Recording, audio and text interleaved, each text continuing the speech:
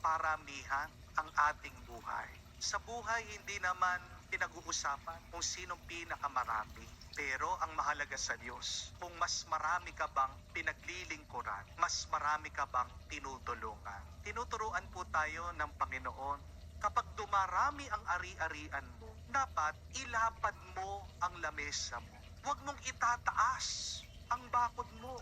Itaas mo ang bakod mo, magiging pulungan mo yan. Itaas mo ang bakod mo, magiging libingan mo yan. You can have a wallet full of money, but you can still have an empty heart. You can have a big house, but still do not have any peace in your home.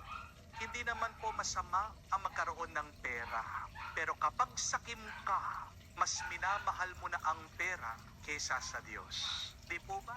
Kapag ganit ka, nakakalimutan mo ang lahat ng nasa iyo, hiram mo lang galing sa Diyos. My dear friends, be rich in what matters to God.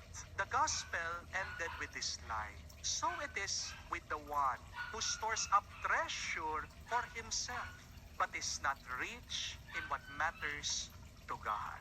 Paano yumayaman sa mata ng Diyos? Kailangan mo ang tatlong bagay na ito. Una, kailangan mo ng isang pusong mapagbigay.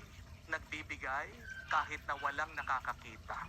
But second, kailangan mong isang espiritu na nagpapasalamat. Kapag nakikita mo ang mga biyaya sa mga maliliit na bagay sa iyong buhay, purihin mo at pasalamatan ang Diyos. At pangatlo, nagiging mayaman ka sa mata ng Diyos kapag meron kang kamay na mahabagin, maawain sa mga naghihirap. Handa kang tumulong kahit sa mga hindi humihingi sa iyo. Remember to have these three things: a generous heart, a grateful spirit, and a compassionate hand.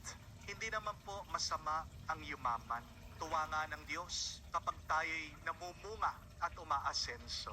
Di po ba? Pero sana wag mong kalimutan at siguraduhin mo na hindi ka sana nabibili at sinasakal ng yaman mo.